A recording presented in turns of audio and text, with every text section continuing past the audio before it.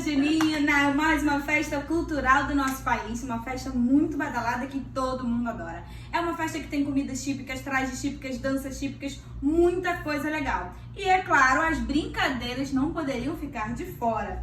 E aí, nós vamos começar a passar para vocês algumas coisas muito legais sobre as festas juninas.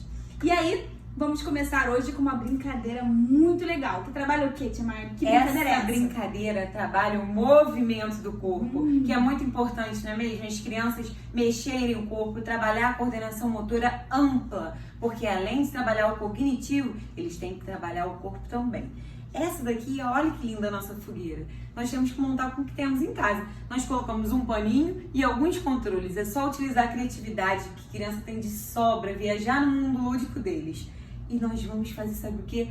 Pular fogueira. Nós vamos incentivar as crianças a pular mais alto, pular mais baixo, pular com o pé só, pular com os dois pés. Pode parecer algo fácil pra gente, mas criança tem dificuldade de pular com os dois pés.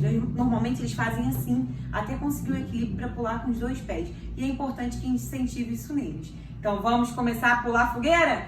Quero ver você também incentivando aí seu pequeno e pulando bastante. Vambora? Vamos lá!